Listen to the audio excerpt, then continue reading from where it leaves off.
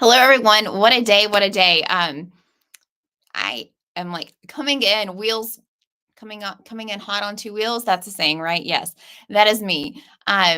Today, coming in hot, talking to you about what's happening in the metro Atlanta area for real estate. And thankfully, we're still very busy helping a lot of clients move from all over the country right here to the metro Atlanta area.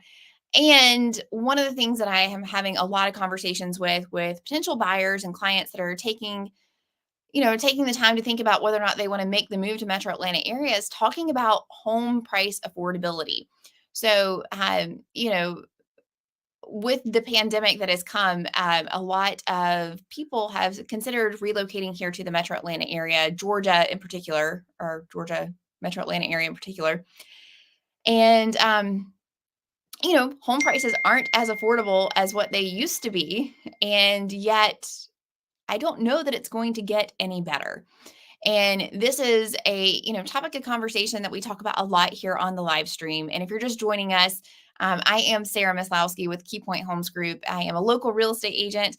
And if you're new to the channel, welcome. If you haven't already liked and subscribed, please do so. We put out videos every single week educating you on different areas and different neighborhoods and things that you should know if you're considering a move to the Metro Atlanta area.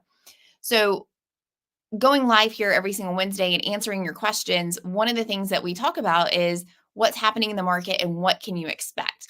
And it's my job, hopefully, as your trusted go-to real estate agent in the Metro Atlanta area, is to educate you on what you can expect and what is a realistic expectation whenever you are buying a house.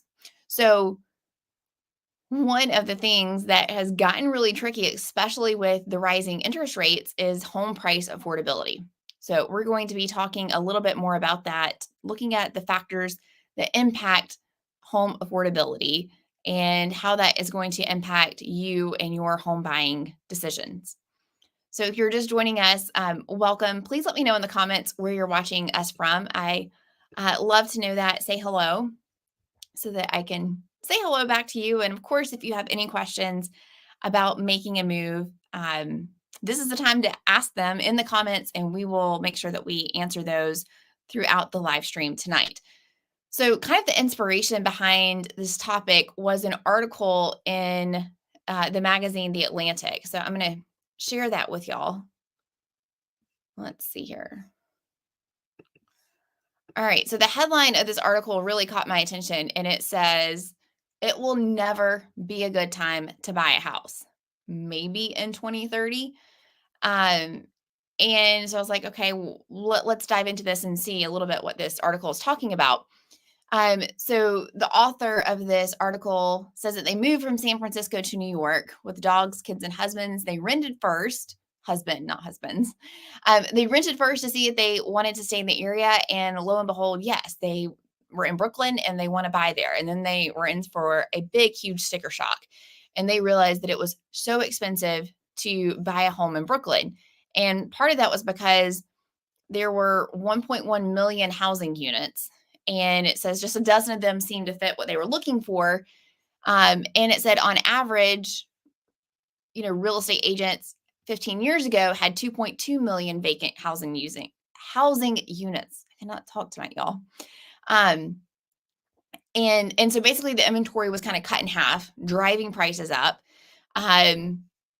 This article goes on to say that the Case-Shiller Index of home prices sits at its highest ever inflation-adjusted level, and that houses are unaffordable for middle-class families across the country. We see those headlines time and time again. Cities are absurdly expensive. Nowhere is cheap. And says this is in part thanks to mortgage rates. So yes, mortgage rates being high, that's not a surprise to you. You know this. And it's saying that it's a terrible time to buy a house. And it says, but the news, bad as it is, seems to convey some promise. Someday things will change and it will once again be a good time to buy a house. You're just going to have to wait. And it comes down to how long are you willing to wait? And so this author says, I'm sorry to tell you that the bad news is even worse than it sounds. It's not going to be a good time to buy a house for a really long time. How long? He put that to a few housing economists and real estate experts. And, they're saying, hey, maybe in 2030 we could start to see some relief. And the reason why they're projecting that far into the future is because of this problem right here. We have a long standing housing shortage. So when the Great Recession happened in 2007, 2008, and the housing market crashed, a ton of builders got out of the home building industry altogether. And what was left were kind of like these medium to bigger size builders. And so home builders drastically pulled back on the start of homes that they had. And we are just now getting back to pre housing crash level of home starts that builders were doing prior to 2007. So it's taking what, gosh, 16 years to get back to the level at which they were building houses back in 2006, 2007. And so if you think of all those years of under building, and yet we still have had increasing demand for homes, just the amount of homes available, period, nationwide is at an all-time low. When you couple that with the fact that so many sellers right now are not incentivized to sell their homes because of the current interest rates that they have locked in, it creates and compounds and combines to make even a bigger issue. So that is one of the problems that we have in the housing market across the country. And I can tell you that the metro Atlanta area is no different. We have 30-40% less inventory on the market today than what we typically normally do in a normal market. And so then you have to kind of think and say, okay, well, what would cause more inventory to come on the market? And the only thing that would cause more inventory to come on the market would be for would-be home sellers to make it a little bit more affordable for them to give up the equity that they have to go purchase a new home. And so, yes, interest rates are expected to come down a little bit in 2024, but is it going to be enough to convince sellers to put their home on the market? Because that's what we need. We need more inventory. Right now, the housing market would still be pretty darn good if we had more inventory for buyers to sell or buyers to buy. Right now, we don't. We've got Carl watching us from New Jersey and Escape Route from Long Island. Welcome. Thank you for joining us. I'd love to know your thoughts and opinions on this. So let me know in the comments. Jumping back over to this article. So we talked about there is a long-standing housing shortage, and it says we have a frozen housing market. It's kind of like the market's at a standstill right now. Sellers don't have any incentive to sell their homes, and so they're holding on to them and they're not selling. Pretty much the only inventory that we have on the market right now is new construction and then people that have to sell their homes. So job relocation, birth, death, those types of things, marriage, those are the reasons that people are selling their house. It's very rare in the market right now to have someone that's just selling because they want to. Most people are selling for a really big reason, relocating to be closer to family, relocating because you want to be in a better area like Georgia. Those are all reasons. This article says the fundamental issue is that the country does not have enough homes where people want them, and that's a consequence of decades plus underbuilding after the Great Recession. Freddie Mac has estimated that the country is short 3.8 million starter homes. Think about homes that are in price points for first-time home buyers. Realtor.com puts the deficit between 2.3 to 6.5 million. That is a huge swing in housing units that they are predicting that we need. And then the National Association of Realtors puts that number at 5.5 million. So we can all agree that it is a staggering amount of homes that we need. And whenever we have low supply, a lot of demand, that just caused prices to go up. So then the article goes on to say, then we had the pandemic that hit. Federal Reserve pushed down those interest rate levels, and that caused buyers to scramble to take advantage of those low mortgage rates. And sellers wanted to take advantage of the insane amount of equity that they gained over those past couple of years. A lot of you took advantage of relocating to different parts of the country where you could take advantage of living anywhere because you're now working remotely. So that pushed home prices pretty high because there was a lot of demand and people were willing to pay over market value or what they felt like the new market value was for a home based upon that competition. So then we hit with inflation comes along and the Fed steps back in and they jack up interest rates to cool down the rate of price growth. And this led to, as we know, we've experienced this from kind of like the fall of 2022 all the way to now, is a huge increase in interest rates. This led up to a huge run up in mortgage rates and a crash in home sales. Now, that crash in home sales, that's a little bit of a misnomer because yes, there's been less home sales, but there's also been way less homes for sale. So that is something that you have to kind of factor in together. And it says would-be sellers decided to stay put instead of moving because why give up a 3% mortgage rate for a 7% mortgage rate? So again, those sellers, they're holding on to their house and they don't want to sell. So this is the uncomfortable equilibrium that the market finds itself in today. Nobody's selling because nobody's buying. I kind of take issue with that nobody's buying. There are plenty of would-be buyers. I'm currently helping many of you right now. The challenge is that we don't have enough inventory to meet the demand for a lot of buyers. We also don't have a lot of affordable homes to meet the demands of buyers. So what does that outlook look like for you? Well, we have to ask ourselves, what solutions are going to come in play to take care of some of these issues? So let's talk about interest rates. The great news is that we know that interest rates are expected to come down. Let's get rid of that. It says things should calm down when the Fed eases up borrowing costs, right? Wrong. And if you watched any of the channel or any of the lives over the past 6 weeks, we've talked about this a lot. I'm telling you that when interest rates come down, and they're predicted to come down, there's even some headlines out there with some economists predicting that the Fed is going to start cutting interest rates in 2024.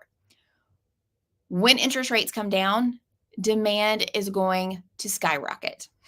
So what that means for you as a buyer is that right now you have the advantage of going out and negotiating seller concessions, seller pay closing costs, interest rate buy downs right now with sellers because you are likely not going to have any competition. That seller maybe has been on the market for 2 weeks. You're the first person that's come along and made them an offer. Now, let's jump forward. Let's just say it's May of 2024. Interest rates are in the low sixes, 6.5%. Everyone is like, yes, this is the best time. We're getting good signs from the economy. Interest rates are falling. Let's go buy a house. Now it's a little bit more affordable to do so. Well, now instead of you being the only offer that seller is getting, you're going to be one of 3, 5, even 10, depending upon the house and the price point. And now instead of negotiating seller pay closing costs, you're going to be negotiating with yourself of how much you're willing to either offer over asking price, waive contingencies, or a combination of both to get to the house. And so that's just going to push the home prices back up. So nobody expects the return of a buyer's market or anything like that. So, even if you don't want to take it from me, go read some articles of what economists are predicting. They're all predicting the exact same thing. Increase in home prices because of increased demand. Now, that wouldn't be the case if we could get some more homes to come on the market. But the fact of the matter is that we need a lot more homes to come on the market, not just sellers saying, oh, okay, interest rates are falling. Maybe now's the right time to move. We can go buy something. That's going to help a little bit. And we are predicting that more sellers are going to put their home on the market in 2024. But it's not going to be at the level at which it's going to cause home prices to come down or alleviate the competition that we have, because it's not going to be like this huge surge of inventory. So, also it says many states and municipalities have passed laws to promote housing development the past 3 years. Local governments are way behind in their local ordinances and what they can do to promote, small house building, developers putting more units or smaller units in. Those are things that would help ease the affordability of homes. And yet the legislature and local municipalities are way behind in what they need to do. It's going to be a problem that's going to be with us for a really long time. So, the fact of the matter is that what can you do? And this, author suggests buying cash if you happen to be rich enough to do that.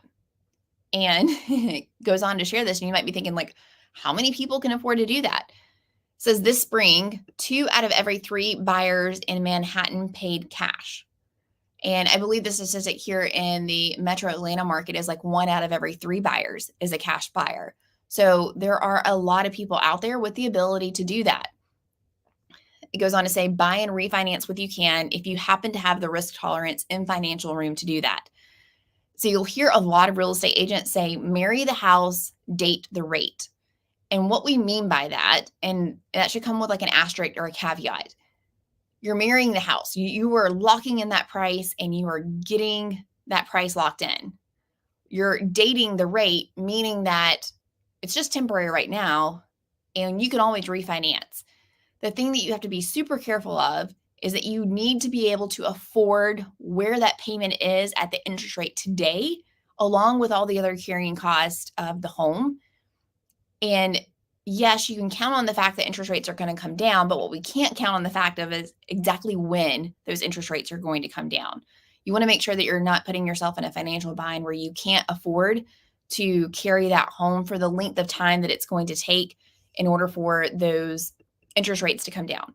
Even though, what we're seeing and what economists are predicting is that interest rates are going to settle into the low sixes in 2024 and hopefully get back into the fives in 2025. So it's not like the economists are predicting long range term for interest rates to come down, but it is something that just for you to be able to make a financially secure decision that you need to know. So all of those factors, even though it was a national article, all of those things play very much into the Metro Atlanta real estate market. In fact, I would say that we are probably still one of the very strong markets in the country where we're still seeing annual home price appreciation. So if you have any thoughts, questions, comments, I would love to know what you think about the future of the housing market. What are some of the things that maybe you're taking into consideration of making a move? Any questions that you have for me, I would love to answer those.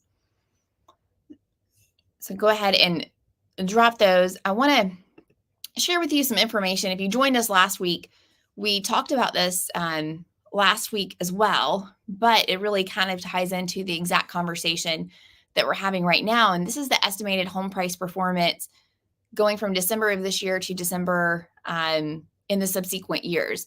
And you can see home prices are going to continue to appreciate. The homes themselves are not going to get any less expensive. And, right now I feel like this is kind of like a little bit of a conservative estimation because, it's really easy to have a home appreciate 4 or 5% in any given year, especially when there's competition and you're making offers over asking price. So, let's see, this is showing the prediction between 2023 and 2024. Excuse me. So a little bit of a moderate price increase there. Again, just this year, Atlanta has been one of the stronger real estate markets that have seen home price appreciation. So one of the things that is good news right now for buyers is there's kind of, I feel like a little window of opportunity that you have, I would say between now and I'm going to give it to like the end of February, where you as a buyer kind of have a good window to take advantage of these falling interest rates and take advantage of sellers who have their home on the market right now before a lot of competition comes along. One of the things that we're seeing loan officers report in their mortgage applications is that they're seeing a big jump in mortgage applications week after week based upon the falling interest rates. We are so close to getting into the 6% rate for interest rates right now. So that is something where just a month ago we were knocking on the door of 8%. Some buyers were getting an interest rate of 8% or higher. So we've had a drastic movement in the past couple of weeks that is saving buyers a significant amount of money. We're expecting to see those rates continue to kind of slowly trickle down. And I believe kind of like that window of time that you have right now to take advantage of what the market looks like is kind of small. So I would encourage you that if you have the ability to take advantage of that right now, you definitely should. Abbott or Rob, Mr. Watkins asked, do you know of any updates to the public transit that could impact property values over the next several years? I do not know what's gotten into me. There's a tickle in my throat. Okay. Here is the downside of the Metro Atlanta area is that we do not have good transit, public transportation. So although there's been some talks of in Gwinnett County, which is the second largest county in Georgia, they're adding some more bus routes and things like that to their public transit system. It's not something that is heavily utilized or is maybe available or accessible enough for someone that maybe is used to relying on public transit day in and day out to rely on here. I spoke with a client that called me and they wanted to be near public transit because they did not want to have a car. And I told them, I was like, look, you have to have a car if you're moving here to the Metro Atlanta area. I mean, unless you just want to live like within a block radius and you happen to find a home right next to a store, it's going to be pretty impossible to not have a car here.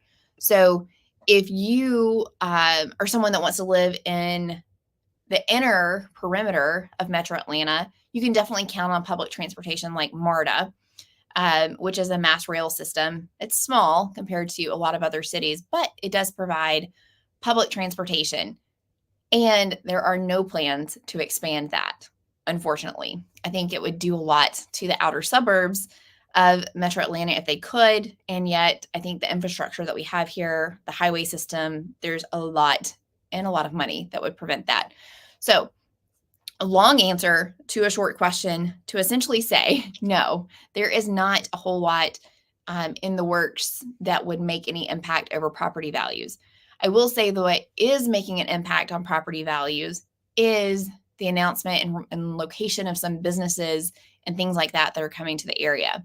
So if you go back a couple weeks ago, we talked about how near Monroe, Georgia, which is east of Atlanta, about 45 minutes east of Atlanta, they're building a big Rivian plant there. So a big electric car manufacturer is breaking ground on a huge plant there that will put out Rivian trucks.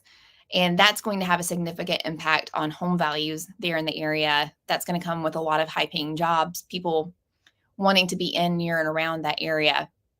We also have a lot of growth and development happening in a lot of places in Metro Atlanta that is having a significant impact on home prices. I think it's pretty safe to say that there's not a single area that I cover here on this channel that you couldn't buy a home in and have pretty safe home price appreciation, if not healthy home price appreciation, because of the growth and development that's happening all around the Metro Atlanta area. So that's a good thing if you're thinking about relocating here and coming to the area, is that there's still a lot of growth and development, a lot of companies, a lot of jobs relocating here that will have a great impact on your home prices. So thank you for asking that question.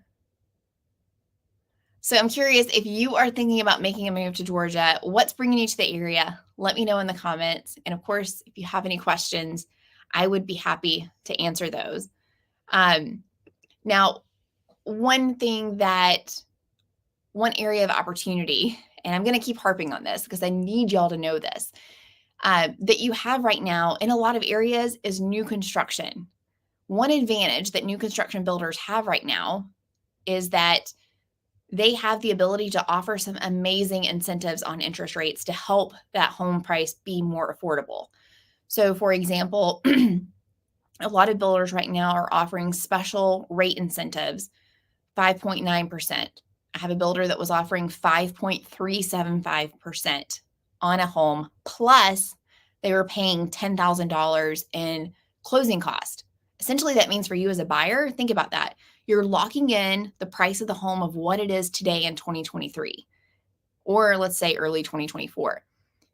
Then you're locking in an interest rate as well that's probably not going to be available for, let's say, 2 years, into 2024 or 2025.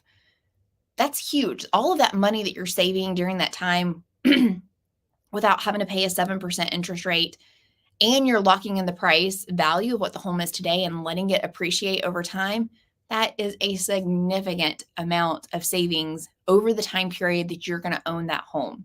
So I think new construction options right now are an incredible thing that you should be looking at if you're considering making a move. Now, you're not going to find these great deals everywhere. For example, really, really hot, popular areas where there's not a ton of new construction, like Alpharetta,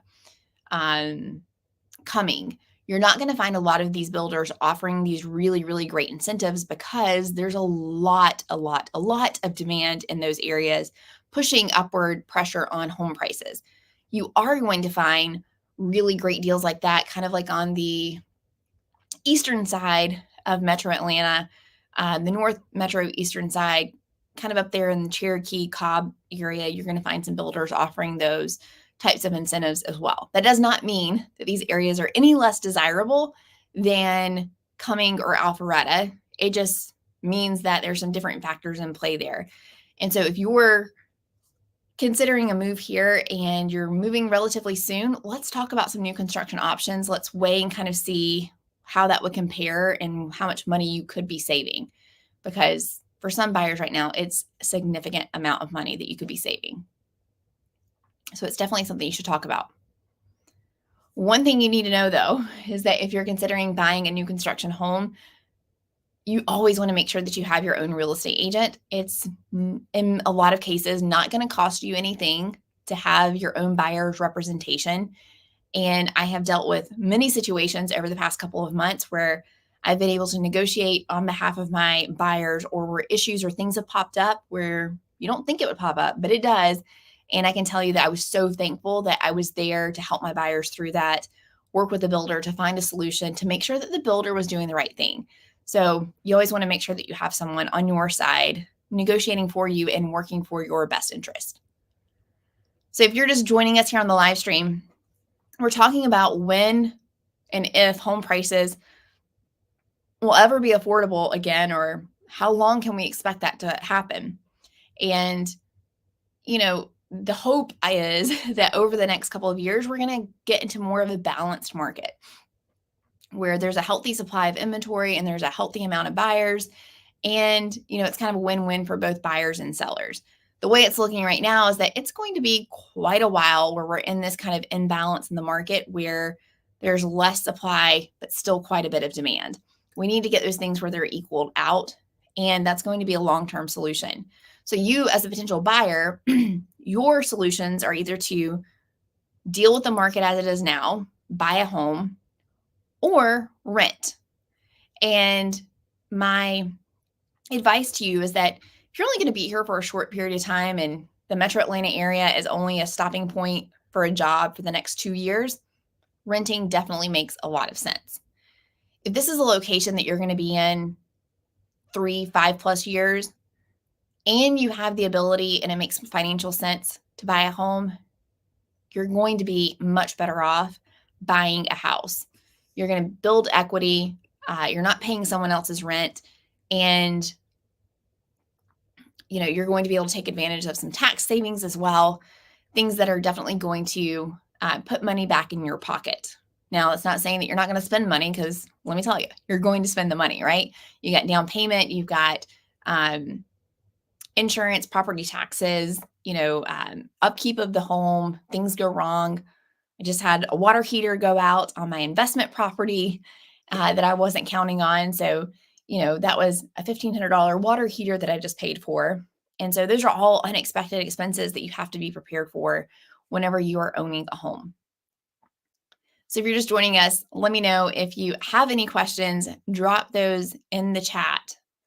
A common question that we get from clients that are relocating is kind of like how long does the process last here in Georgia? So, a home buying process can typically move as short as you want it to within reason, or um or around 30 to 45 days. So I would say on average 30 to 45 days is the normal amount of time from the time of contract to the time of closing, meaning you're signing papers and you're getting those keys in your hand and the home is yours. On the shorter time period, if you're working with a really great lender, I'm definitely going to connect you with a really great lender.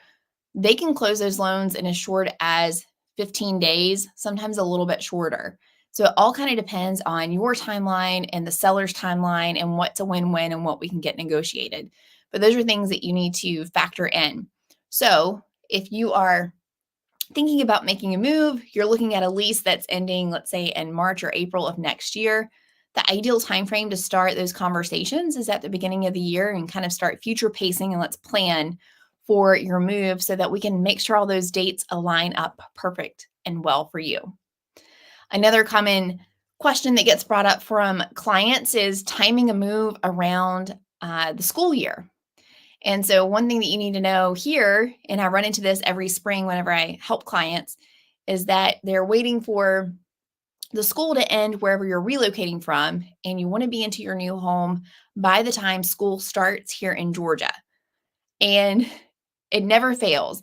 I have a lot of conversations where someone will call me in June, mid June, and say, "Hey, we want to be there by the time school starts."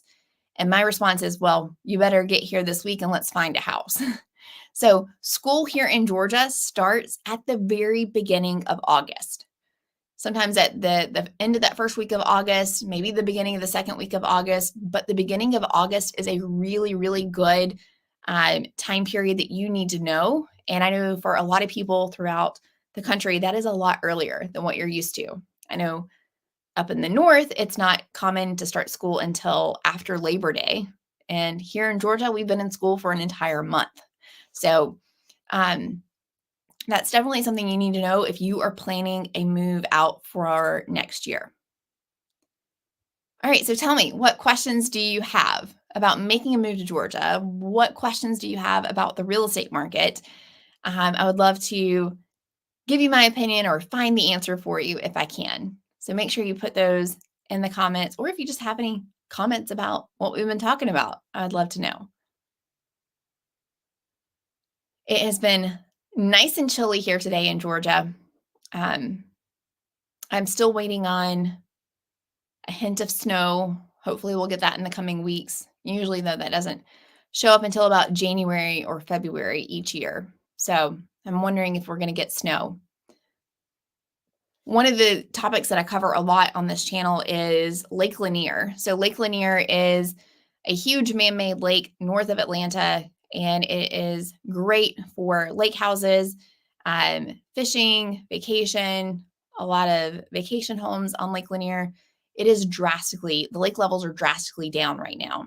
So, if you come here to look for a home on the lake, you're going to be very, very surprised about what Lake Lanier looks like right now. And one of the reasons that we're experiencing such low lake levels is that Lake Lanier provides water for uh, lower Georgia and lower Alabama. So Lake Lanier actually feeds into the Chattahoochee River, and there's a dam at the bottom of the lake, and they actually release water every single day to flow into the Chattahoochee River, which provides water to people downstream. Now, we've had not as much rain this year as what we normally have here in Georgia. Over the past 2 months, we've had hardly any rain or not any significant rain events. We also haven't had really any significant rain events north of here as well. So the feeder streams and rivers that flow into Lake Lanier we're not replenishing the water as much as we are letting water out. So um, that's just something to share with you, that if you happen to have any exploratory trips coming up and you're going to be driving around and checking out Lake Lanier and you see what it looks like, you're going to be like, goodness, what do they do with all the water? I need to I need to take some pictures and show y'all what that looks like right now. So I will do that for you, and I'll make sure to share that with you on the live stream next week. All right. So if you don't have any questions or comments, any video suggestions, let me know in the comments below. We'll make sure that we get to those. If you haven't already subscribed to the channel, please do that. It notifies you every single time that we go live and we post a new video, which is every single Sunday. And of course, if you're thinking about making a move here to Georgia, I would love to be your real estate agent. And if it's not an area that I serve, y'all, I have fantastic agents across Georgia and across the country. So even if Georgia ends up not being your destination of choice, let me know.